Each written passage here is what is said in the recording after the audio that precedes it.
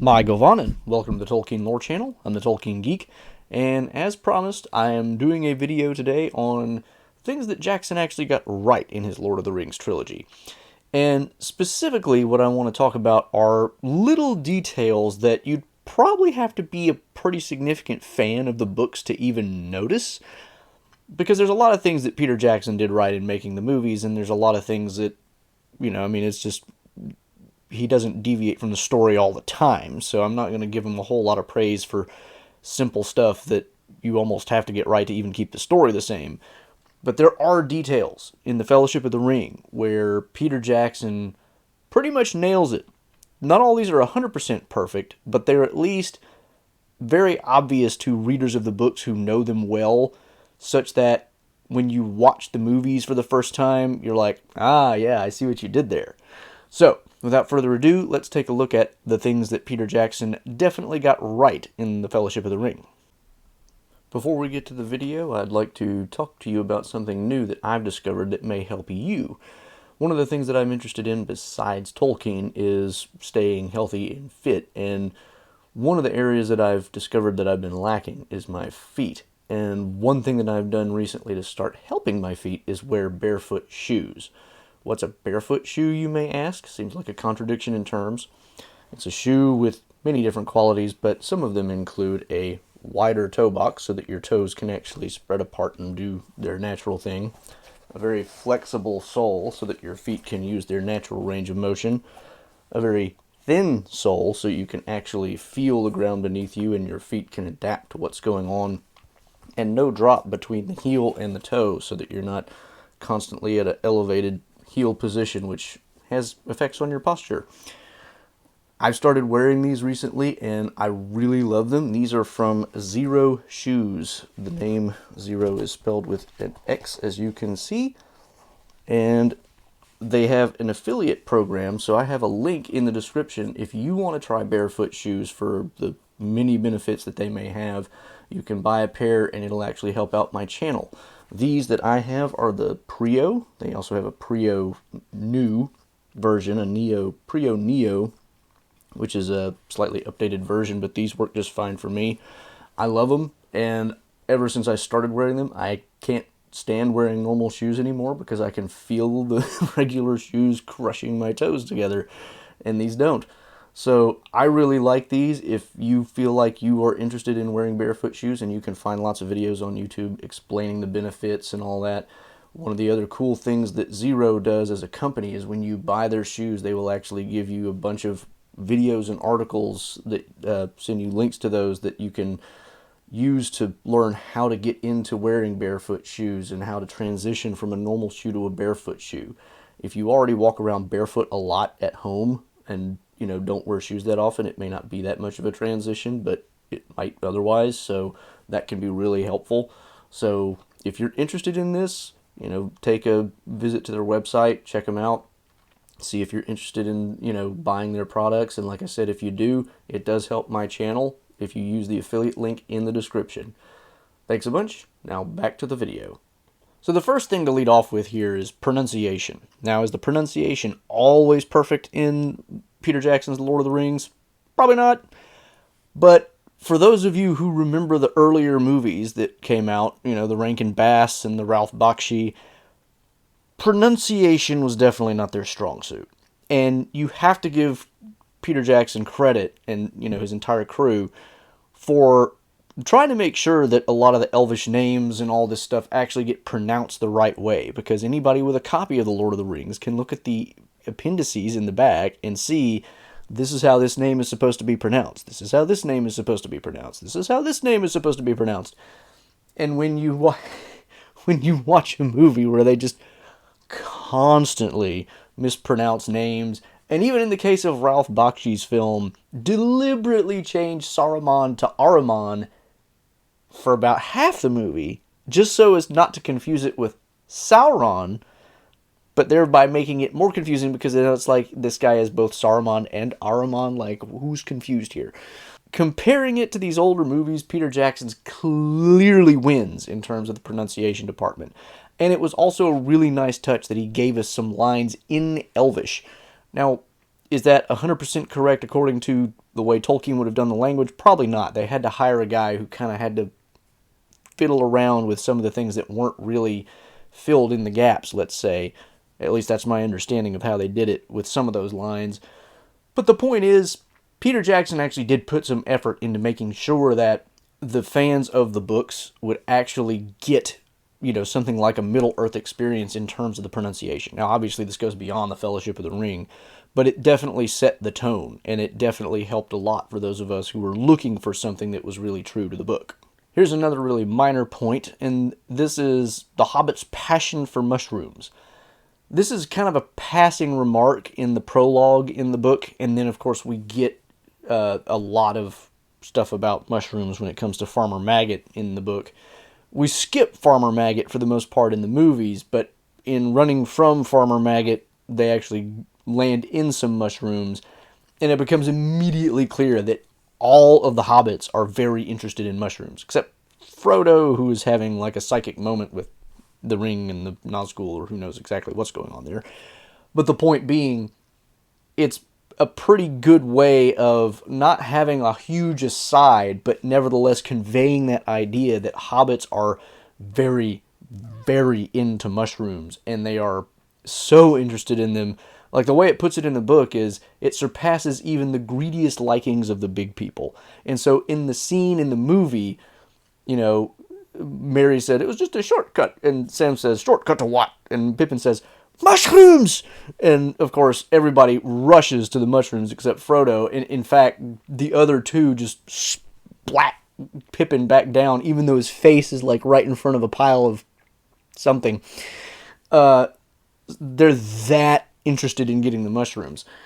And, of course, it was a really cool way of having that line, too, the shortcut to mushrooms, which is a chapter name and why we get that in the first place in the book. So it was a really nice way to tie that in for all of the book lovers out there who knew that going in, even though we didn't get to spend time with Farmer Maggot, which is not surprising because it's not a huge plot element and there's only so much time in a movie. So it was a really nice way of accommodating that, even with the limited time they had. Speaking of Pippin, another minor thing, or seemingly minor thing, is his relationship to Frodo. In the Inn and the Prancing Pony, Pippin is talking to who knows who exactly, but he's talking about Baggins. Sure, I know Baggins. He's over there, Frodo Baggins. He's my second cousin, once removed on his mother's side. And astute readers and those who paid particular attention to Hobbit family history would know that if you look in the back of the book, in the appendices, there are in fact family trees rather, which show the relationship of all the different hobbits who were key to the story. And sure enough, on his mother's side, Frodo is second cousins with Peregrine Took once removed. He's also related to him in a different way through his father, so it gets even, there's so many family relations, and of course this is one of those things in the book where, especially in the prologue, again, Tolkien tells us that hobbits are really passionate about their family history. So of course Pippin knows this, right? He's supposed to be 29 years old at this point in the story, and a little bit irresponsible, but even he knows the exact level of, degree of relationship he has to Frodo Baggins, because that's what hobbits care about. So it's like, of course he brings that up in casual conversations, like, yeah, I know a Baggins. He happens to be my second cousin once removed on his mother's side. That level of specificity that he goes into there.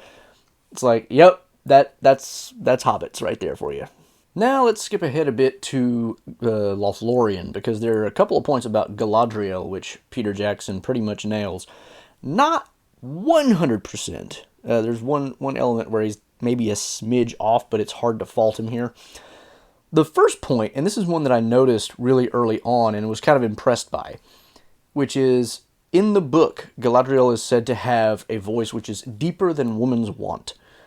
And interestingly enough, if you pay attention to Cate Blanchett's portrayal of Galadriel, her voice is actually a little deeper than it normally is. If you listen to Cate Blanchett give interviews and then you listen to her in the movie, her voice, she's modulating it downward a bit because she's actually trying to hit that slightly lower note. At least that's I assume what's going on there. There are times when her voice comes back into a higher pitch, but she's got a lot of lines, if you pay attention, where she's giving kind of low, at least, for a woman, a lower register on her voice. The second thing about Galadriel is the fact that she is said to be no less tall than Celeborn. Interestingly enough, if you pay attention in the movie, Celeborn and Galadriel are pretty darn close. I think Galadriel is a smidge shorter, but considering that Cate Blanchett, according to IMDb, is 5'8", and Martin Chokas is about 6'1.5", give or take, or 6'1.25" maybe, they're about 5 inches apart. And so the fact that she is almost as tall as he is in the movie means that they had to elevate her heels a good chunk to get her to, almost catch up to him. And probably anything much taller than that, and she'd have a hard time walking around. So, in fairness, they probably couldn't get them to be an exact match in terms of height. So, a little off, but it's still pretty impressive that they got that close. So, these two little details about Galadriel, it's a really important character to Tolkien, and it's really cool that they got those two details right. Now, this final one is a little bit off. It's one where the idea is more the thing than the actual exact detail from the book, but I think it's still interesting, and I can understand why he did it the way he did it. And this has to do with the Limbus bread.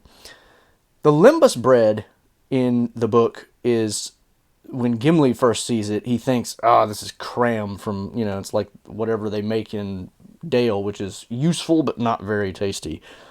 And then he takes a nibble, and then he's like, oh, this is so good, and he wolfs down the whole thing. And the elves they're all around him saying, hey, careful, you don't want to eat too much of that. One bite is plenty.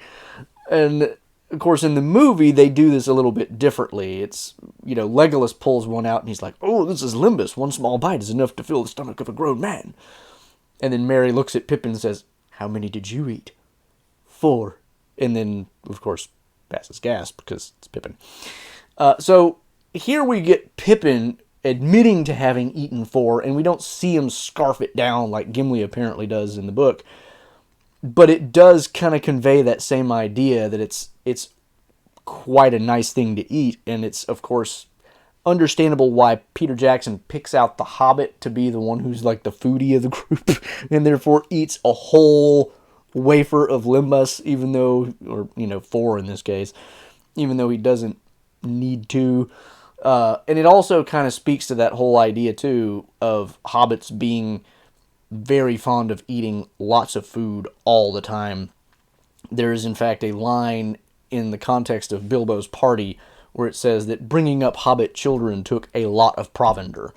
Hobbit children are expensive to raise in terms of food, it would seem. So they eat a lot. So it's understandable why Peter Jackson goes the route that he does, and that idea is still present, that the Limbus is there to be not just for its practical purpose, but also tastes really good. Otherwise, he wouldn't have eaten 4. So those are some things from the Fellowship of the Ring that Peter Jackson really nailed. Will I do a follow-up to this for The Two Towers and The Return of the King?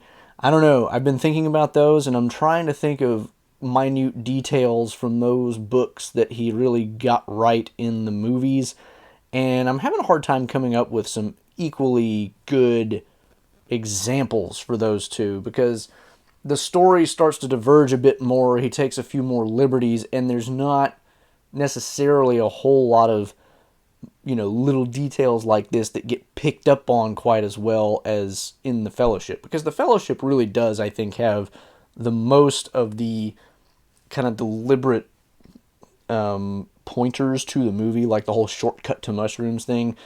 That doesn't happen as much in the later films. So I'm going to think about it and try to come up with some if I can, but no guarantees, which is why I'm not labeling this video part 1.